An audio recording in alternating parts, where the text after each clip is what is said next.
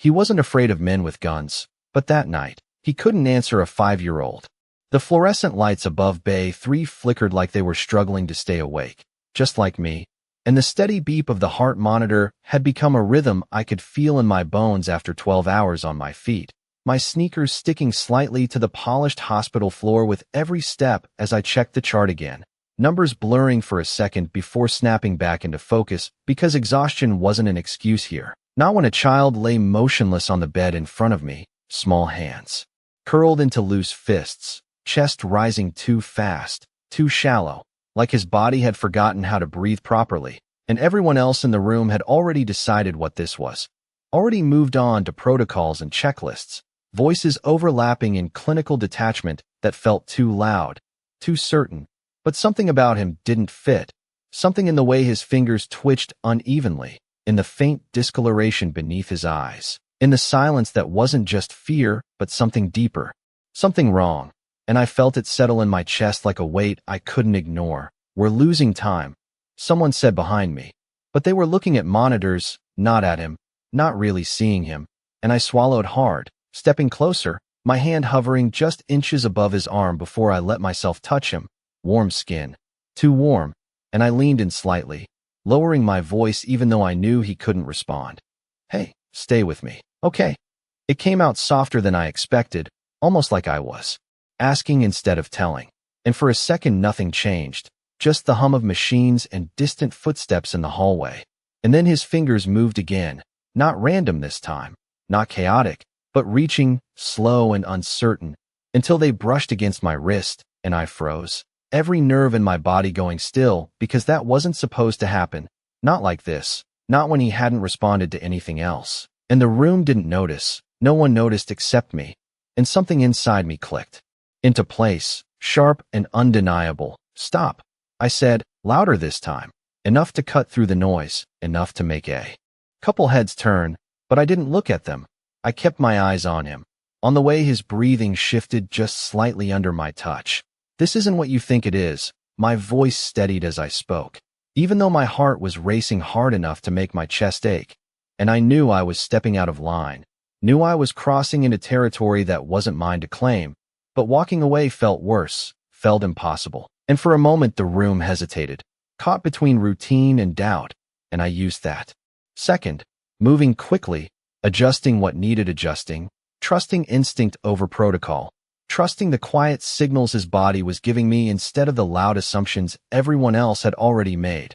And then it happened, subtle but real, his breathing slowed, just enough, the tension in his small frame easing by degrees that only someone watching this closely would catch, and I exhaled without realizing I'd been holding it, my hand still steady against his arm, grounding both of us in a way I didn't fully understand. And that's when the air changed, not gradually, not softly, but all at once, like the entire room had shifted on its axis, conversations cut short mid-sentence, footsteps stopping just outside the door, a silence that wasn't medical or routine, but something heavier, something controlled, and I didn't need to turn around to know someone had walked in, because I felt it. The way you feel a storm before you hear the thunder, and for the first time that night, my hand trembled just slightly against the child's skin, not from exhaustion, not from fear exactly, but from the sudden, undeniable sense that whatever had just started in this room wasn't going to end here.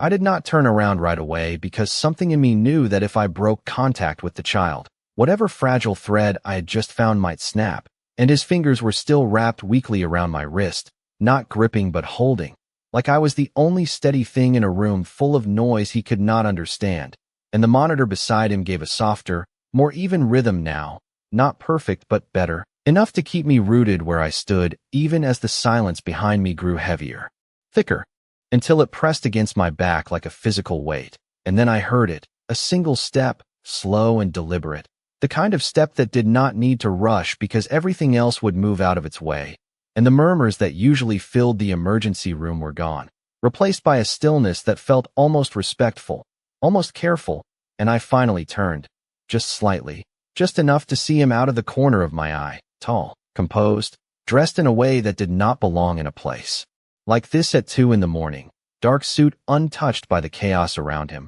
posture straight, controlled, like the world adjusted itself to match his pace instead of the other way around. And his eyes, they were not searching the room. They were fixed on the bed, on the small figure lying there. And something in that look made my chest tighten because it was not fear, it was not panic, it was something far more dangerous, something quiet and contained, like a storm that had already decided where it would land. "Sir, you cannot be back here," one of the doctors said, voice careful but firm, stepping forward just enough to establish a boundary. But the man did not even look at him, did not acknowledge the words at all, and for a second I thought he might ignore everything, everyone. But then his gaze shifted, not to the doctor, not to the machines, but to me, directly to me. And it felt like being seen in a way that stripped everything else away, like he was measuring something I did not understand. And my hand tightened instinctively around the child's, a reflex I could not explain. And then he spoke, his voice low, controlled, but carrying through the room without effort. "What did you do?" It was not a question, not really, more like a demand wrapped in calm. And I swallowed, forcing myself to meet his gaze fully now, even though every instinct told me to step back, to let someone else answer, to disappear into the background where I belonged. I stabilized him. I said, keeping my voice steady even as my pulse climbed. He was not responding to the initial treatment. I did not add that I had gone against what everyone else believed, did not explain the risk, because something told me he did not care about protocols, only outcomes. And for a moment he just looked at me, silent, completely still, and then his eyes moved, slowly, back to the child, and I watched something shift in his expression, not softness, not relief exactly, but a crack, small and controlled, like something inside him had been forced open just enough to let something reel through. And then the child moved again, his fingers tightening slightly around mine, his head turning just a fraction toward my voice as I whispered without thinking, "You are okay. I am right here." And the man saw it. He saw all of it, the connection, the response, the way the child reacted to me when he had ignored everything else. And that was the moment everything changed, because the most powerful man in the room, the one everyone else seemed to orbit without realizing it, did not give an order, did not interrupt, did not take control the way I expected. He just stood there, watching, silent, as if whatever power he held outside these walls did not apply here, not to this. And when he finally spoke again, his voice was quieter, almost careful. "Stay." Just one word, directed at me, not as a request, but not quite as a command either. Something in between, something that made it very clear that leaving was no longer entirely my decision. And I felt it then, not fear, not exactly, but the unmistakable sense that I had just stepped into something much larger than a single patient. Something that was not going to let me walk away the way I had planned when my shift ended. Time slowed in a way that made every second feel deliberate, like the room itself was holding its breath to see what I would do next. And I realized with a quiet, sinking clarity that I was no longer just finishing a shift. I was being watched, measured, expected to stay exactly where I was. And the child's grip on my hand tightened again, just enough to remind me that whatever decision I made could not be about me anymore. So I nodded once, small but certain. "I am not going anywhere," I said, more to him than to the man behind me. And the monitor answered with a steadier rhythm, soft but consistent, like a fragile promise. And I adjusted the blanket around his shoulders, careful, slow, making sure every movement stayed calm, predictable, something he could follow, something that would not startle him back into silence. And for a moment it worked. His breathing eased, his fingers relaxing slightly, as if he trusted that I meant what I said, that I would stay. And I felt that trust settle into me in a way that was heavier than any responsibility I had carried before, because it was not written in charts or protocols. It was something unspoken, something earned in seconds that could be lost just as quickly. And I heard another step behind me, closer this time, but not intrusive, not rushed, just present. And his voice came again, lower now, controlled but edged with something I could not name. "What does he need?" And that was the moment everything shifted for me, because it was not a command, not a demand for results. It was a question, simple and direct, asked by someone who was used to having answers but did not have one here. And I took a breath, steadying myself before I answered. "Consistency," I said quietly, keeping my eyes on the child as I spoke. He is responding to familiar tone, stable contact, no sudden changes. I paused for half a second, choosing my words carefully because I knew they mattered now, more than they should. Right now, he needs calm more than anything else. And the silence that followed was not empty. It was considering, weighing, and I could feel his attention shift again, not away from the child but toward what I was saying, toward how I was saying it. And I wondered briefly what kind of world he came from where calm was something that had to be learned instead of expected. And then the child moved again, his head turning slightly toward my voice, his lips parting just enough that I thought I imagined it at first. But then I heard it, faint, almost lost under the sound of the monitor. A whisper that barely existed, "Stay," and my heart caught so sharply it hurt, because that single word carried more effort than anything else in this room. And I leaned closer instinctively, my voice dropping to match his. "I am here," I whispered back, slow and steady, making sure he could follow every syllable. And when I glanced up without thinking, just for a second, I saw him, the man who had not flinched since he walked in, standing perfectly still with his gaze locked on the child. And something in his expression had changed again, not breaking, not softening completely, but shifting in a way that made him look less untouchable, less distant. Like for the first time he was not in control of the outcome, and that realization did not make him louder or sharper.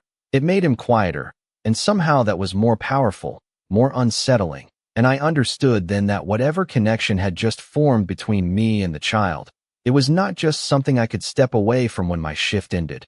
It had already reached beyond this room, beyond the hospital walls, into a world I did not understand yet.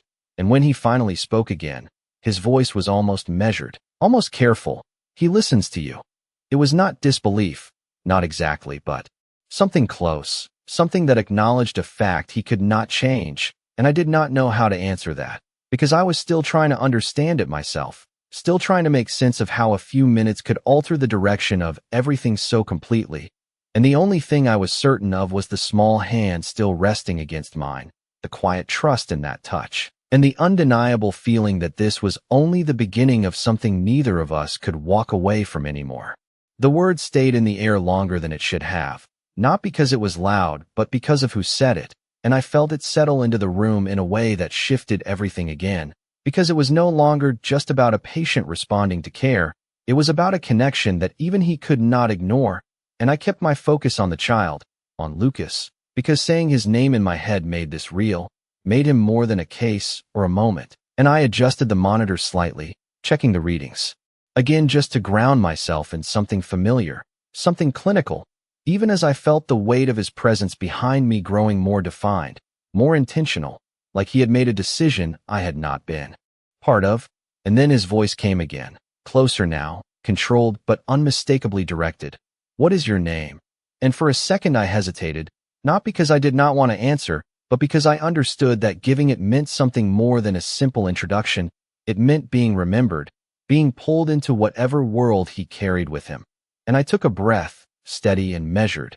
"Emily," I said, keeping it simple, keeping it neutral. And there was a pause, brief but noticeable, like he was filing it away, committing it to something permanent. And when he repeated it, softer, almost testing the sound of it, "Emily," it felt different, like my name had just crossed a line I could not see but could definitely feel.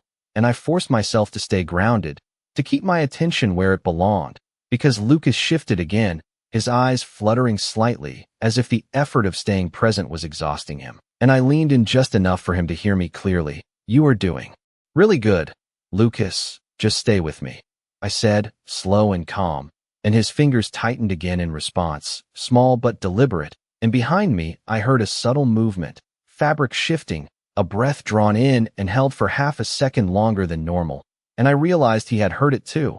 Every small sign, every quiet response. And it mattered to him in a way that went beyond control or expectation. And that was when the doctor stepped forward again, voice careful but firmer this time, trying to reclaim some sense of order. "Sir, we need to continue with standard observation procedures." But the words barely landed before he answered, not raising his voice, not changing his tone, just redirecting reality itself with a single sentence. "You will follow her lead." And the room stilled again, not in confusion, but in immediate understanding, because authority like that did not need explanation. And I felt it then, the shift of power settling in a way that placed me somewhere I had never intended to be, at the center of something I did not control, but could not step away from either. And my first instinct was to refuse, to remind him that I was just a nurse, that there were protocols, supervisors, systems in place for a reason. But Lucas moved again, his breathing catching slightly before evening out under my hand. And that instinct faded just enough for me to stay, to continue, to accept the moment for what it was instead of what it should have been. And I adjusted the blanket again, smoothing it over his shoulder with a steady hand, focusing on the simple, repeatable motions that kept him calm, that kept him anchored. And when I glanced up briefly, just for a second, I saw him watching not me, not the room, but Lucas, his expression controlled but no longer distant. And for the first time since he had walked in, I understood something I had not expected. He was not here to take over. He was here because he could not. And that made him more dangerous in a way I could not fully explain, because a man who controlled everything except this would not let it go easily. And when he spoke again, quieter now, almost measured, it was not to the room, not to the doctors, but to me. You are not leaving tonight. And it was not a threat, not even a command exactly. It was a certainty, stated as if it had already been decided somewhere beyond my reach. And I felt the weight of that settle into me as I looked back down at Lucas, at the small hand still holding onto mine, and I realized that for now, for him, I was not leaving anyway, even if part of me already knew that staying would cost more than I had planned to give. The certainty in his voice did not echo.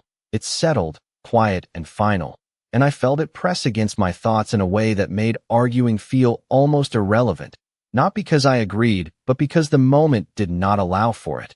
And Lucas shifted again beneath my hand, his breathing catching for half a second before smoothing out as I adjusted my tone instinctively, lowering my voice just enough to keep it steady. You are okay. Just stay with me, I whispered, and his fingers responded.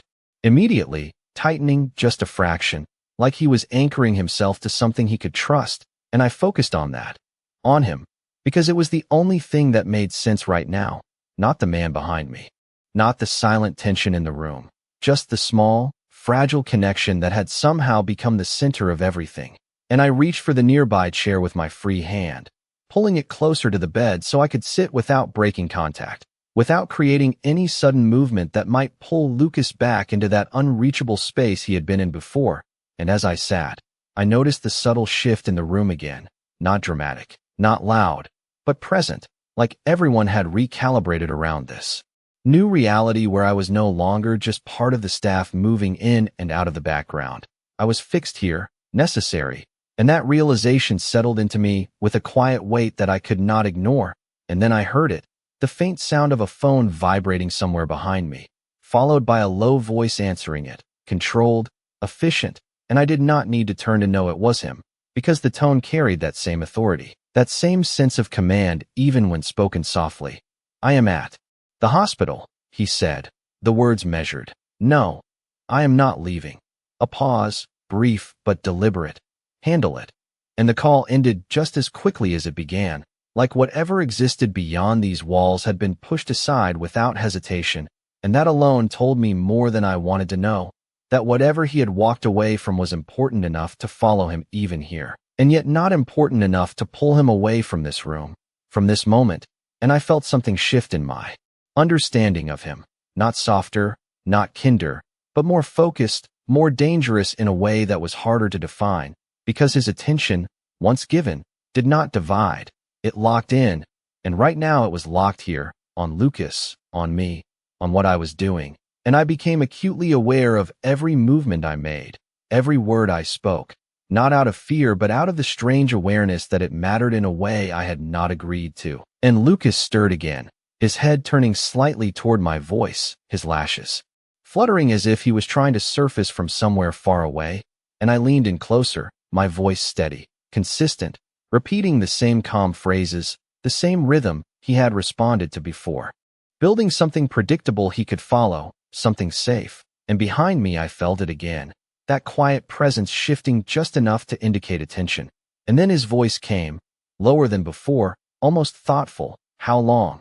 and I knew what he meant without him needing to explain. How long until this moment changed? Until Lucas either improved or slipped back into silence, and I hesitated for just a second. Not because I did not know, but because the truth mattered. I do not know, I said honestly, keeping my tone even. But he is responding, and that is what matters right now. And the silence that followed was not frustration, not impatience. It was acceptance of something outside his control, and that realization lingered in the air between us, unspoken but understood, and for the first time since he walked in, I did not feel like I was being evaluated or tested. I felt like I was being relied on, and that was somehow more unsettling, because it meant this was no longer temporary, no longer just a moment in a long shift. It was becoming something else entirely, something that extended beyond the hospital, beyond the night. And when Lucas's fingers tightened again around mine, stronger this time, more certain, I realized that whatever this was, it had already begun, and neither of us was going to walk away unchanged. Time stopped feeling linear after that. It stretched and folded in on itself, measured not in minutes, but in breaths, in the subtle rise and fall of Lucas's chest beneath the thin hospital blanket.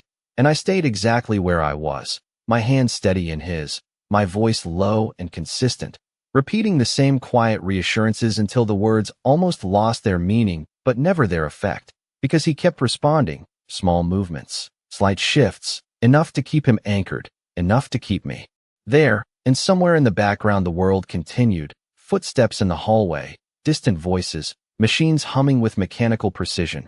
But none of it reached this space we had created around the bed, this fragile, controlled calm that felt separate from everything else. And I realized I had not checked the time in what felt like hours, had not thought about the end of my shift or the exhaustion settling deep into my muscles, because leaving was no longer part of the equation. Not when his fingers still tightened every time my voice softened, not when the rhythm of his breathing matched the cadence of my words, and I heard movement behind me again, not abrupt, not disruptive, just present. And when his voice came this time, it was quieter than before, almost measured in a way that suggested restraint rather than control. Does he always respond like this? And I shook my head slightly before answering, my focus still on Lucas. No, this is new. Something triggered it. Something he recognizes. I paused, choosing my words carefully. It could be tone, presence, familiarity. Sometimes it is not something we can explain right away. And the silence that followed felt different, not questioning, not doubtful, but absorbing, like he was committing every detail to memory, every small change, every reaction, and I became aware again of how closely he was watching, not with impatience, not with expectation, but with a kind of intensity that did not allow for distraction. And Lucas shifted again, more noticeably this time, his head turning slightly toward me as his eyes fluttered open just a fraction, unfocused but searching, and I leaned closer instinctively, lowering my voice to match the fragile awareness in that moment. You are safe. I am right here, I said slowly, making sure each word landed, and for a second, his gaze seemed to settle, not fully, not clearly, but enough to recognize something, someone, and his lips parted again, a faint breath escaping that almost formed a word before fading, and I felt my chest tighten with a mix of relief and urgency, because this was progress, real progress, but it was delicate, temporary, something that could slip away if handled wrong, and I adjusted my position slightly, careful not to break contact, keeping everything steady, predictable, and behind me I heard the soft exhale of someone who had been holding their breath too long, and I knew it was him without needing to turn, because no one else in the room carried that kind of controlled restraint. And then his voice came again, lower, quieter, almost reflective. He has not spoken in months, and the weight of that settled over me immediately, shifting everything I thought I understood into something deeper, something more complex, because this was not just a medical moment. It was something personal, something that had been missing long before tonight, and I felt it then. The reason his presence felt so focused, so unwavering. It was not just about control. It was about something he could not fix, something he could not command into place. And for the first time since this began, I allowed myself to glance back at him fully, just for a second, and I saw it. Not weakness, not vulnerability in the way most people would define it, but something close, something quiet, and contained behind that controlled exterior, and it changed the way I understood everything that had happened since he walked in. Because this was not just about a child responding to care, it was about a father standing in a moment he could not control, watching someone else reach his son in a way he could not. And when I turned back to Lucas, my voice softer now, more intentional, I understood that whatever this connection was, it mattered beyond this room, beyond this night. And when his fingers tightened again around mine, stronger, more certain than before, I knew that staying was no longer just a choice. It was something I had already committed to without realizing it. The words lingered longer than they should have, not because they were loud, but because of what they meant, and I felt them settle into the quiet space between us, reshaping everything I thought I understood about this moment. Because this was no longer just about a child responding to care, it was about time lost, silence that had stretched on for months, and the fragile, almost impossible way it was beginning to break. And I looked back down at Lucas, at the slight tension in his small hand, wrapped around mine, and I adjusted my voice again, softer, slower, letting each word land with intention. "You are doing really good, Lucas, just keep breathing with me," I said, and his chest rose a little deeper this time, a little more controlled, like he was following something he could not fully hear, but somehow understood, and I felt it then, that subtle shift from reaction to connection, from instinct to trust, and it made my chest tighten in a way I could not ignore, because trust like that was fragile. It did not belong to me.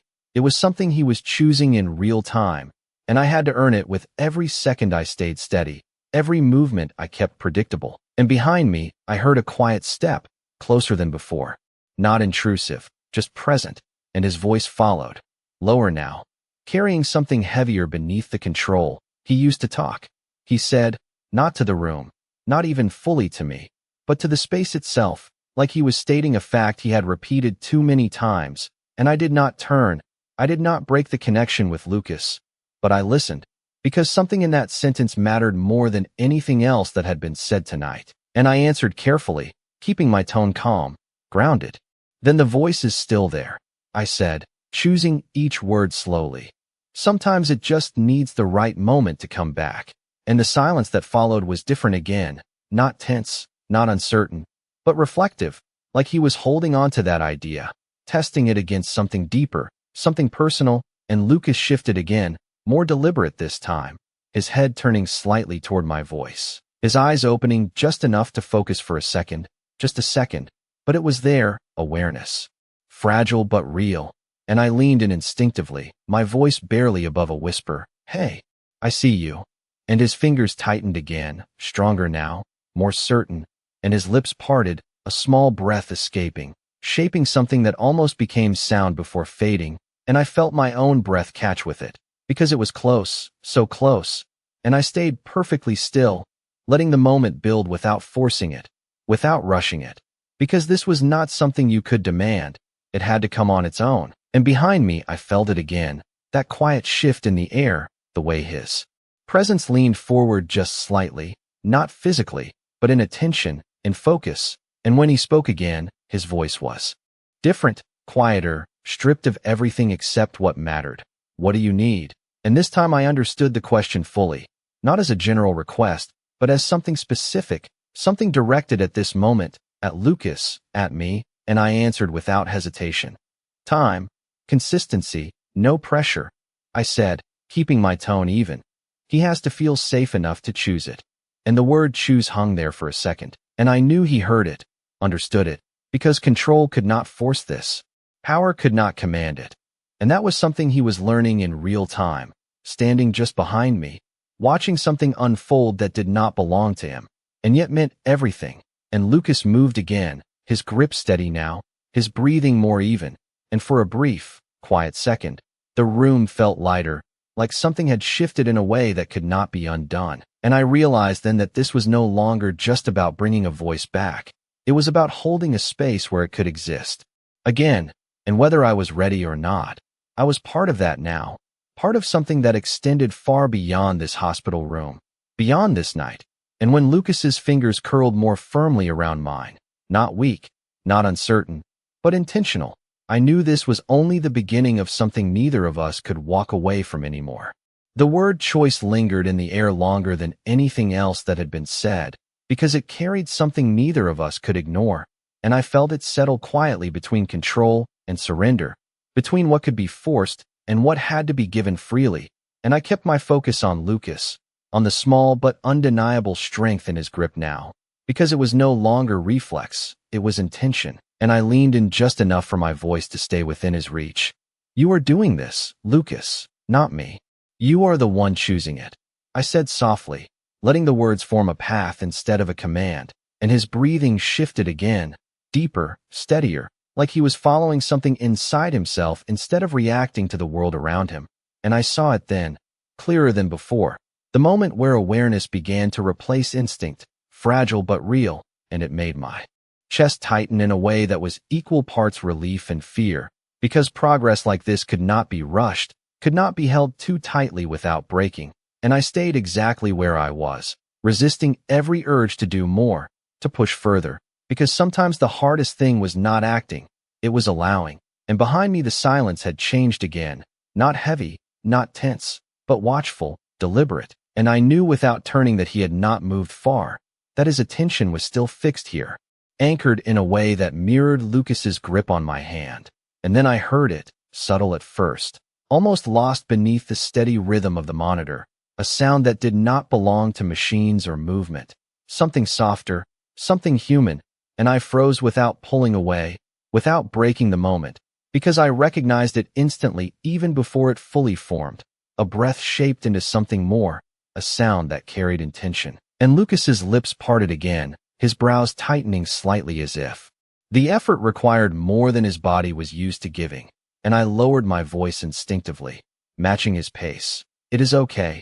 Take your time," I whispered, steady, consistent, giving him space instead of direction, and for a second nothing happened, just the quiet hum of the room holding itself still, and then it came, faint but unmistakable, a single syllable that barely crossed the space between us, "M," and my breath caught so sharply it hurt, because it was not just a sound, it was recognition, it was connection given form, and I did not react the way every instinct told me to. I did not pull back or speak louder or rush to fill the silence.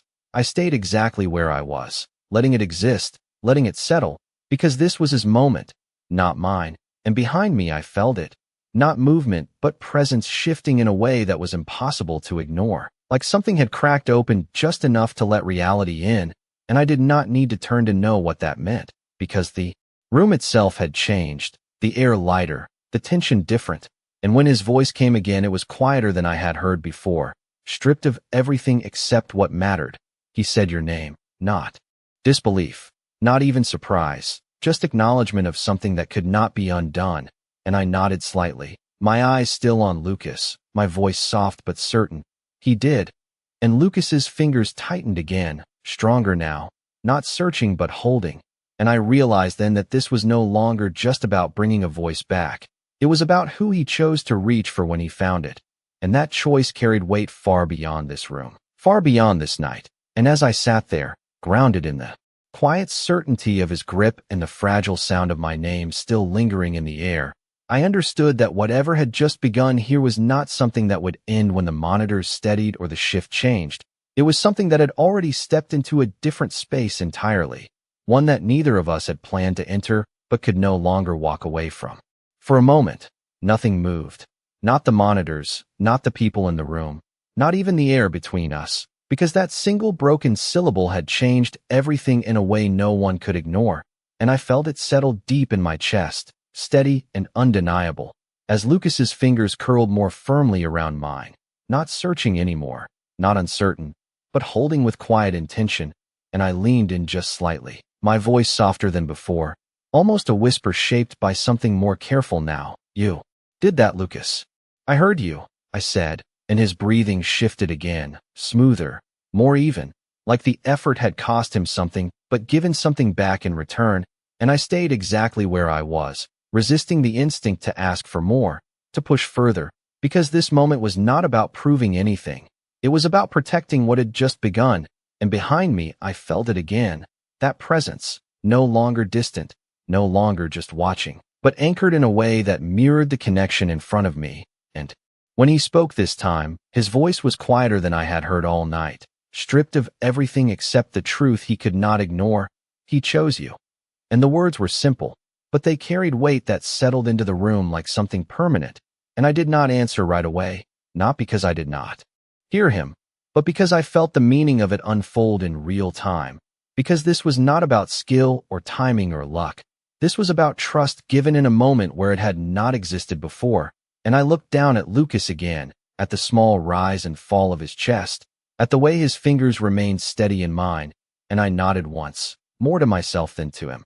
He did, I said quietly, and the silence that followed was no longer tense or uncertain.